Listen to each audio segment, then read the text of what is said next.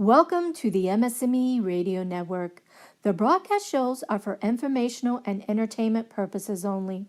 They are not designed to provide listeners with specific personal, medical, or counseling advice. Individuals with a medical issue should always consult their healthcare provider. MS&Me is not responsible for content of individual shows. The views expressed by show hosts or their guests are their own. Enjoy the show. I'm John Strum, and this is RealTalk MS.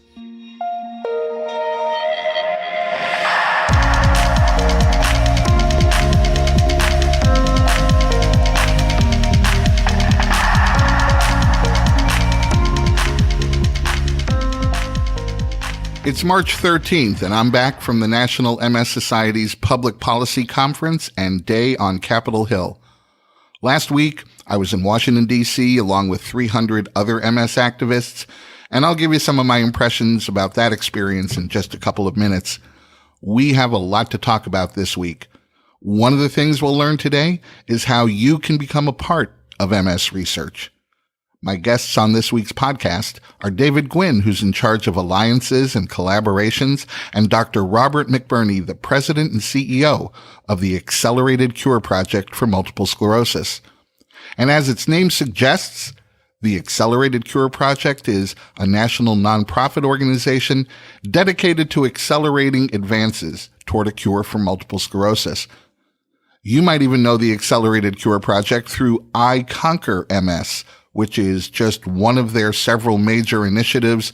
We'll be talking about that and an exciting announcement that they've just made with David Gwynn and Dr. Robert McBurney in just a moment. But first, there are a few other things that you should know about. 2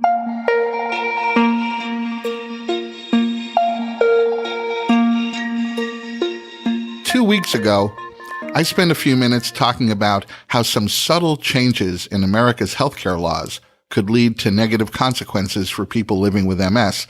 One of those changes had to do with the Secretary of Health and Human Services increasing the term of what are supposed to be short-term, temporary health insurance policies from 90 days to a full year. In effect, making them not short-term nor temporary. Now these so-called temporary insurance policies can offer a full year of coverage. And I went into some detail explaining how these kinds of policies don't cover all of the things that a policy available through the health insurance exchange, like healthcare.gov, will cover. These kinds of policies aren't available to people with pre-existing conditions. And the bottom line, I said, was that the health insurance premiums for everyone else who purchases their coverage on the health insurance exchanges, because of the way insurance works, it was extremely likely that all of those people were going to end up paying more for their health insurance. Well, that was my prediction. And it's rare that predictions about the future come true just 2 weeks later. But here we are.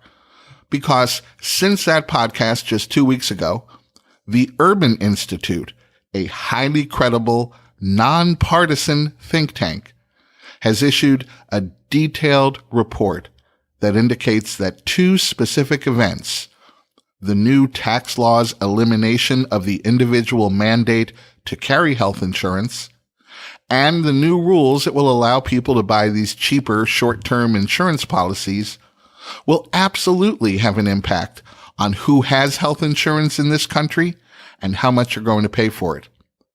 The report estimates that the price of premiums for policies that are available through the healthcare exchanges, those policies that are fully compliant with the Affordable Care Act, well, those premiums will increase 18.2% in 2019 in 43 out of all 50 states. And the Urban Institute's report also estimates that without the individual mandate, an additional 6.4 million people will be uninsured in 2019. Now, the final piece of my rant about these changes to our health insurance laws was that at the end of the day, it was the taxpayers who would be stuck with a bigger bill to cover larger federal subsidies as these healthcare premiums increased. Well, the Urban Institute's report says even though fewer people will be insured now, 6.4 million fewer people, the federal government will end up spending an additional $33 billion to cover the higher federal subsidies that will have to rise to match the higher premiums. So there you have it. It's officially no longer just my opinion. It's no longer just my prediction. Instead, I'm reporting that a highly respected, highly credible, nonpartisan think tank is projecting the same unfortunate outcome. And that is exactly why we as MS activists have to speak up on our own behalf. We have to make sure that our legislators understand how the issues that they're debating and the bills that they're voting on can affect us.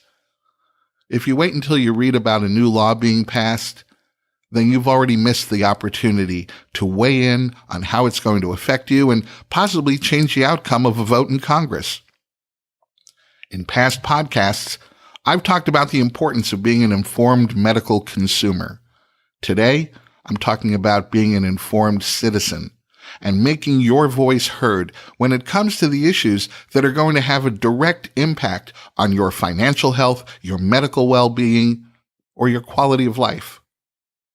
So last week, I was in Washington, D.C., participating in the National MS Society's Public Policy Conference. This conference concludes with a day on the Hill when you have 300 MS activists walking and or rolling through the halls of Congress, having more than 400 conversations with their legislators about issues like stabilizing the health insurance market, or instilling transparency in prescription drug pricing, funding important MS research programs, and ensuring that all of us continue to have access to quality, affordable health care. During the conference, I met first-time attendees like Tamara Williams and Denise Riley, and I met veteran MS activists like Amy Wall and Dan and Jen Digman, and what I loved about every attendee that I met was this incredibly high energy that everyone seemed to share. This level of commitment toward affecting change by taking action. And being with all these amazing people, you just can't help but feel motivated and inspired.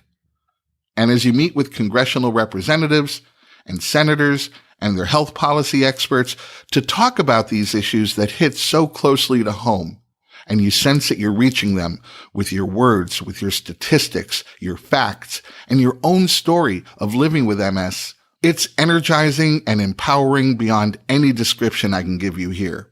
So a huge thank you to Barry Talenti, Laura Bennett, Leslie Ritter, and so many others at the National MS Society who work so hard to make this event the incredible success that it is.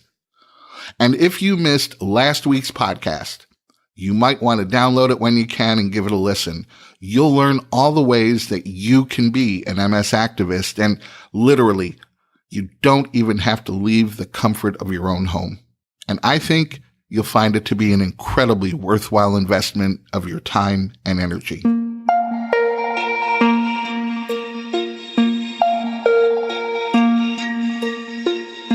Researchers at Cambridge believe they found a new way to repair myelin using the patient's own skin cells. The Cambridge team used mice to demonstrate that stem cells taken from skin can be reprogrammed to become brain cells that can then be transplanted directly into the central nervous system.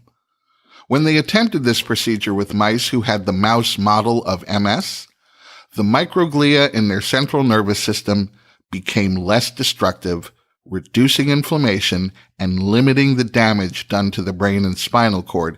And remember that microglia are the immune cells that play such a major role in demyelination. By studying mice, the research team found that MS raises the levels of a metabolite called succinate. Well, succinate sends signals to the microglia, and these immune cells cause inflammation in the cerebrospinal fluid. So in this study, the researchers transplanted both reprogrammed skin cells and embryonic stem cells that were already on their way to becoming brain cells, and they implanted them directly into the cerebrospinal fluid. This caused succinate levels to fall, which in turn reprogrammed the microglia. What makes a treatment like this so interesting is that it's personalized to a specific patient. Because the stem cells come from the patient's own skin, there won't be any adverse immune reaction. The body won't interpret these new cells as an invasion from an outside source because these cells belong to that same patient and already carry that patient's DNA. So eliminating any adverse immune reaction eliminates a huge obstacle to transplanting cells. This is a really exciting breakthrough, and we will keep you updated on future developments as they're announced.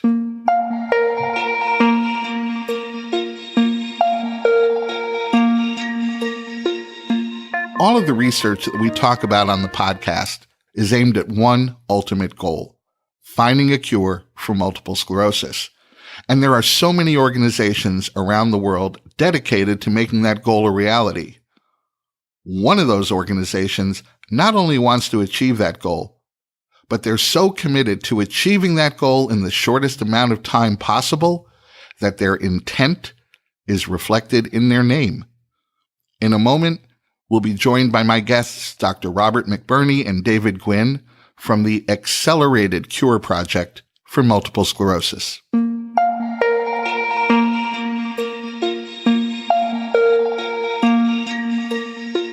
If you're a regular listener to the podcast, then you know that I tend to be a bit of a science junkie. I can't help but feel hopeful when I hear about some of the amazing MS research that's going on in laboratories all around the world. I absolutely believe that research is going to one day unravel the mystery of MS, and even before that happens, I'm pretty confident that science is going to present us with better ways to manage MS so that it becomes something we can at least live with without giving up our quality of life. Well, there's an organization that I guess you could say is based on the very premise that research is the key to improving the outlook for people with MS. That organization is the Accelerated Cure Project for Multiple Sclerosis. And today, my guests are Dr. Robert McBurney, the president and CEO of the Accelerated Cure Project, and David Gwynn, who's in charge of their alliances and collaborations. And I should probably add right now that I don't think that the word collaboration has more meaning in any organization than it does at the Accelerated Cure Project for MS. Gentlemen, welcome to the podcast. Thank you very much, John. Well, Robert, I thought maybe you could explain exactly what the Accelerated Cure Project for MS is all about. Well, actually, thanks very much, John. Glad to be here with the opportunity to talk to you and be part of this podcast. Accelerated Cure Project actually is what you just introduced us as. We were founded back in 2001 by a high-tech entrepreneur in the Boston area, an engineer trained at MIT, who had been involved in the open source movement in software and hardware.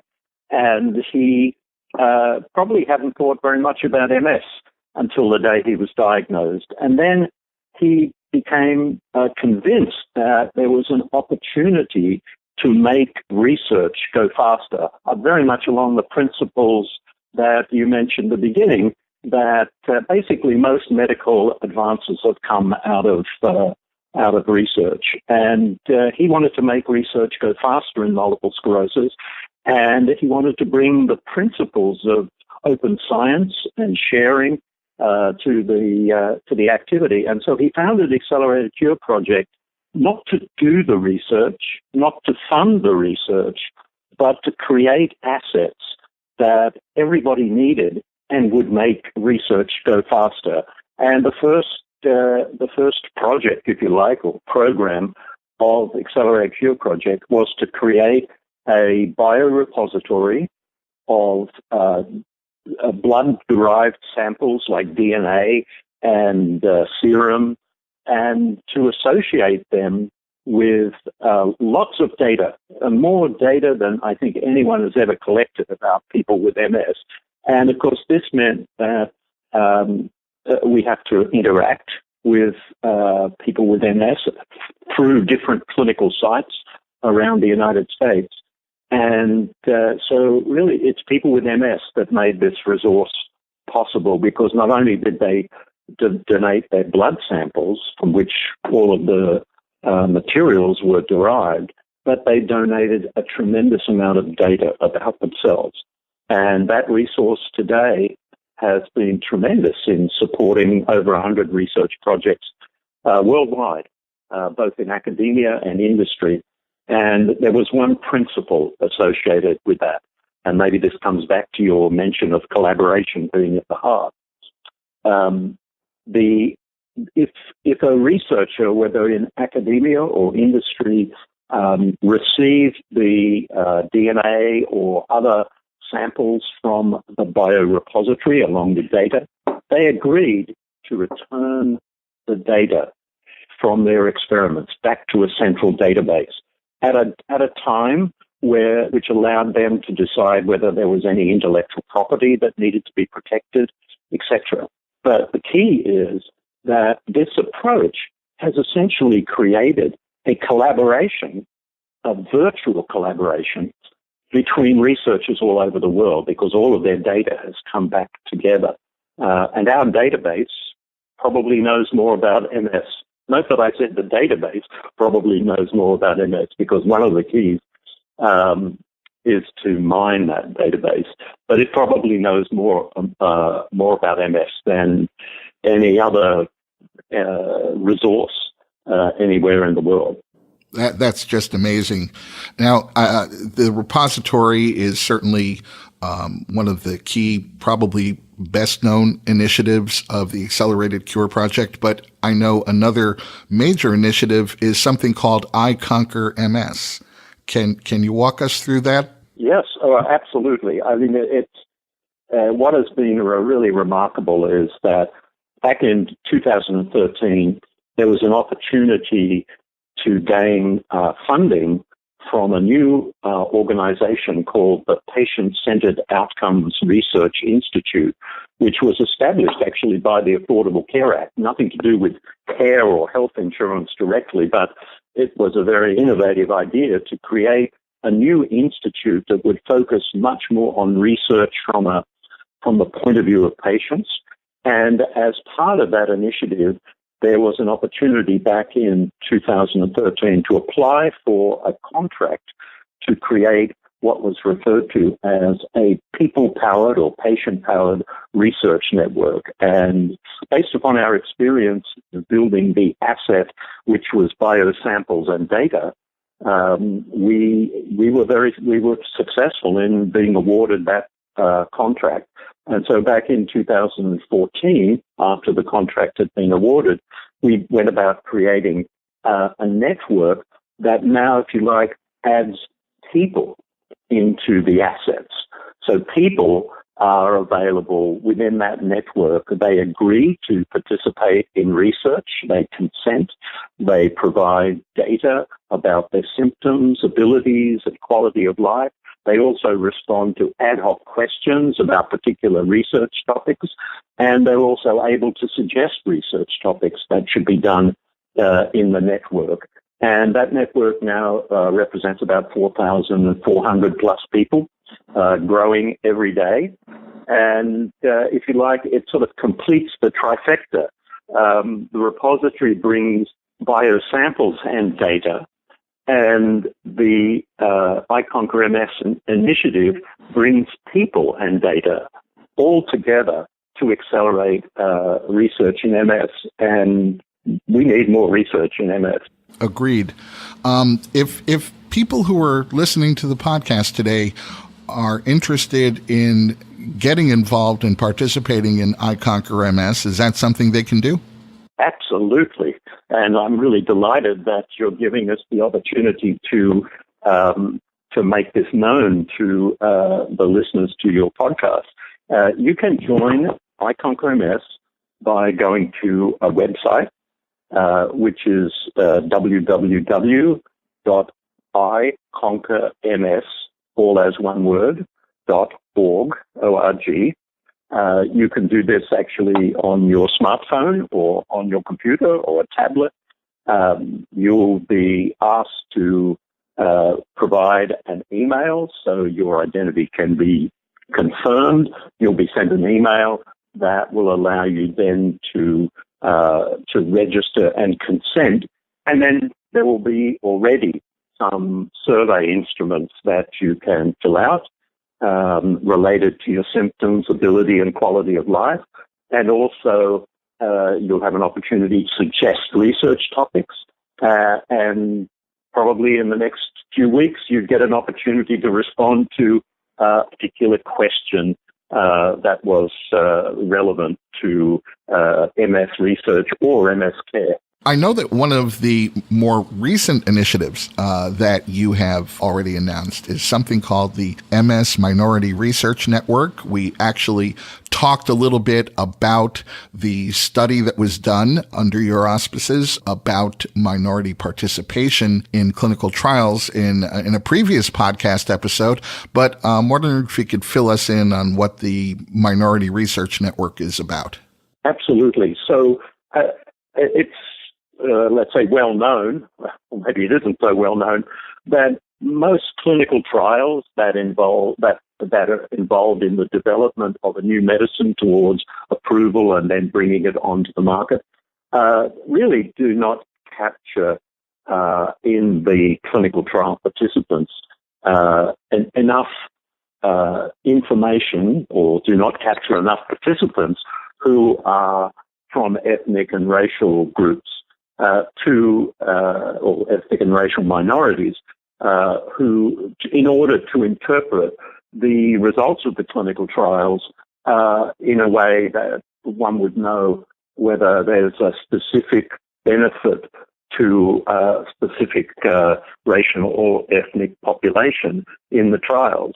And this lack of sufficient numbers in the clinical trials also is reflected probably in clinical research generally.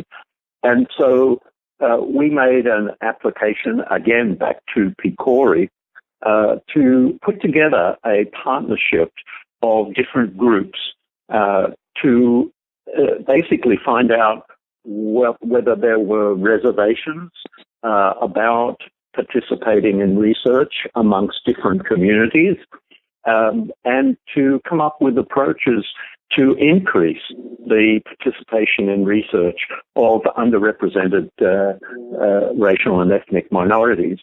And so work has been going on for about the last 18 months. There's been a lot of new information discovered, and we're just at the point now where there are going to be some recommendations made and some actions taken to actually change the situation so that there's much more understanding and willingness and participation in MS research projects from different minority groups. And we're really excited about this because we probably don't know whether at the moment whether there are specific treatment paradigms that would benefit, let's say, Hispanics or African Americans or Asians, because the data has never been adequately collected in the clinical trials, which are focused primarily upon Caucasian populations, not deliberately, but simply by lesser participation in the research project. I'm personally happy to hear that we're going to be broadening the reach of our clinical trial population so that they're a little more reflective, just for the very reasons you enumerated on. David, you have been very patient during our conversation, but one of the reasons I was glad that I'd have the chance to talk to you today was, I know just a couple of weeks ago, Accelerated Cure Project announced a very exciting collaboration with the Regeneron Genetics Center. I'm hoping you can tell me a little bit about what that collaboration is all about and what the benefit of that collaboration might be. Right. What we announced was the Regeneron Genetics Center will actually take all of our repository samples, which include MS, related demyelinating disorders, as well as quote unquote healthy controls, and they will generate DNA sequence data out of those samples for us. For them and us, and specifically exome sequence. Don't want to get too technical, but the exome part of our genome is the sort of 2 or 3% of our genome that actually encodes proteins, which, basically build the physical aspects of our bodies and the functions of our bodies through enzymes and things like that. So this is an important addition to sort of the genetic repertoire. You probably recall that several years ago, actually over several years, the International Genetics, MS Genetics group did what was called GWAS, which is another kind of genetic study, but sort of hits individual genes across the genome and looks at the differences and the correlations with disease. And this has been done in many diseases. This actually takes it, the study that we announced with RGC, Regeneron Genetics Center, will actually dive deeper into this realm, if you will, and actually generate full sequence data from the protein coding region of the genome. Our dream in the next step is to get complete genome sequence out of our samples, and indeed, we're sort of already sort of probing that, starting that process, and trying to see who we can collaborate with to get that done. So, is part of the hope that in sequencing the DNA, we're going to see patterns, similarities, commonly held traits amongst people who might be dealing with demyelinating disease? Correct. Yes. MS and the related disorders is a complex. It's called polygenic disease. There are a number of genes involved, and we don't know the full picture yet. There are some blood diseases such as hemophilia involve often a single mutation in the entire genome that elicits the disease, whereas more complex diseases such as psychiatric disorders and MS and other neurodegenerative disorders presents a more complex picture. So as I said, the big group that did the GWAS study some years ago identified, what is it, Robert? It's over 200 now, I think. Yes. Loci. Yes. Right. Over 200. Yeah, over 200 genes, each of which is not very strongly associated with MS. Right. So the importance of the exome is the fact that many of those so-called GWAS sites that were labeled and correlated with disease fall outside of the protein coding region. So this exome sequence data will allow us to take a much closer look at the protein coding region of the genome, and hopefully expand what we know about the relationship between genes and disease, in this case, in MS.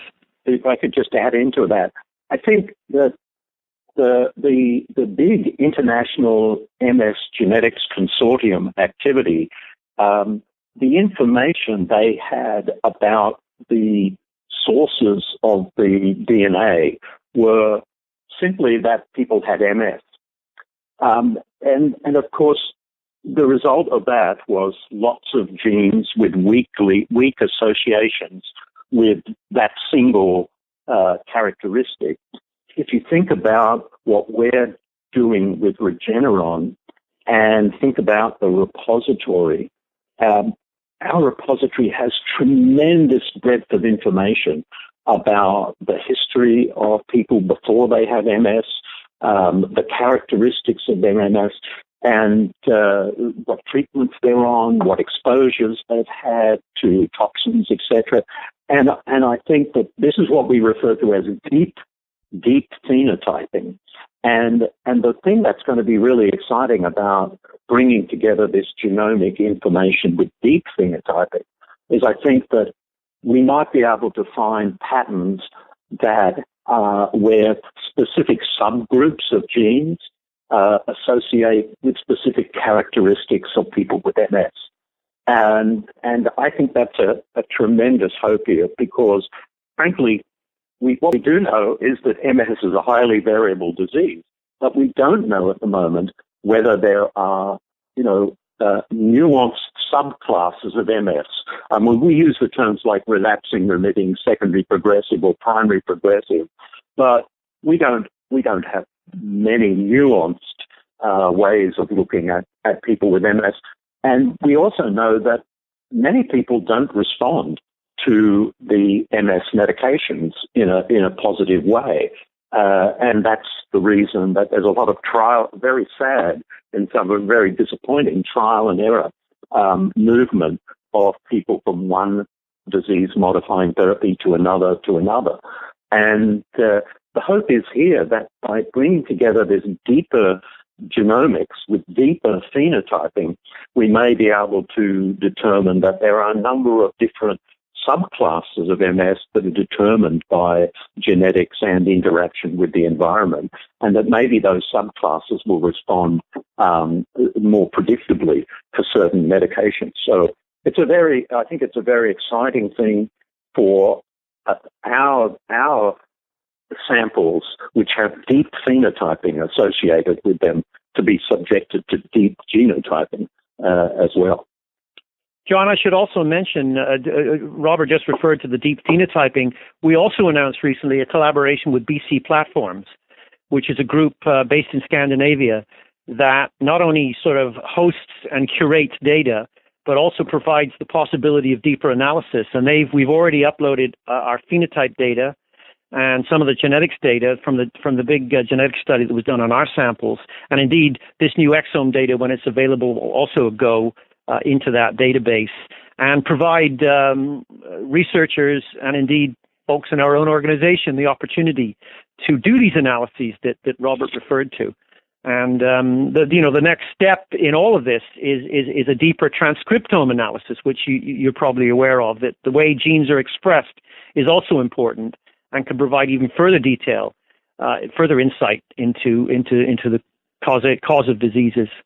And I guess, although it's quite separate and there isn't a connection today and probably not for a little while, but while all this work is going on, the technology that's driving gene editing is becoming more and more sophisticated. And frankly, as it becomes more sophisticated, it becomes more simple and much faster to accomplish. CRISPR-Cas9 is a great example, is what you're probably referring to. But exactly. And I'm thinking that the more we understand the genome behind MS and we get that equation fully expressed and understood, it provides other opportunities for other kinds of intervention besides just medicine. Could very well be in this realm of gene editing, where and I realize now I introduced myself as a science junkie, and now it's true. But I think that there may be something down the road where those paths could cross. Perhaps, yes.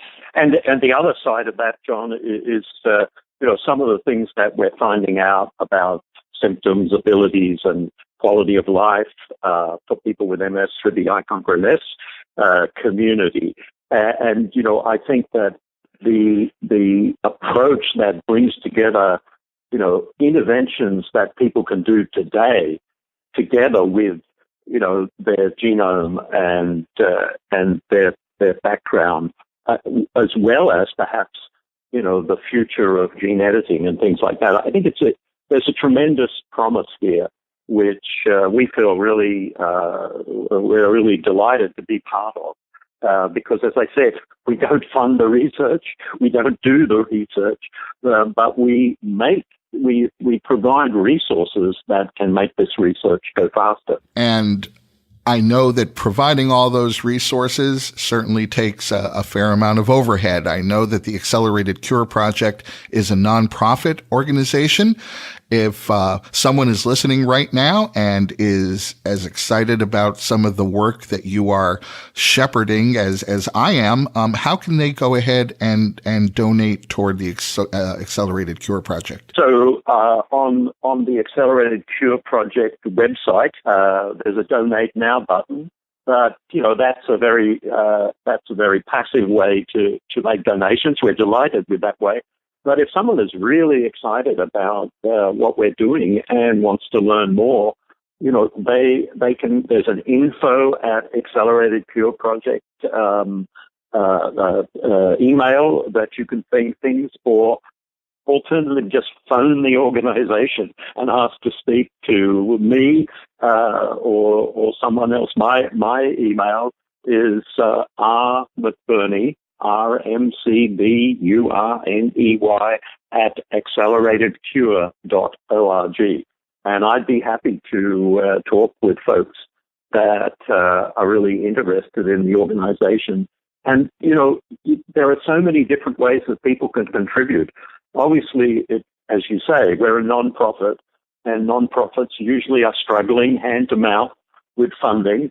But donating data, donating biosamples when we come around to ask for them, these types of donations, donating your opinions when we send out a specific survey or question. These are all tremendously important donations, but I wouldn't overlook the importance of financial contributions as well. But there are many ways to donate to Accelerated Cure Project, and also you can sign up for newsletters from Accelerated Cure Project, and the newsletters come out about once a month. They have interesting topics on them. Some topics about Accelerated Cure Project or I Conquer MS, and some topics about MS generally. And so there are many ways that people can get involved with Accelerated Cure Project. But again, I say I wouldn't overlook financial contributions because they're tremendously important to our sustainability. Robert and David, let me thank you both. I appreciate you spending a little bit of time taking us through what the Accelerated Cure Project is all about and some of the just amazing projects that you guys are putting together and shepherding forward. So thanks for being on the podcast today. Great. Thank you. Thank you so much, John. And that's going to wrap up this week's episode of the RealTalk MS podcast. My name is John Strum. Thanks for listening, and we'll catch you next time.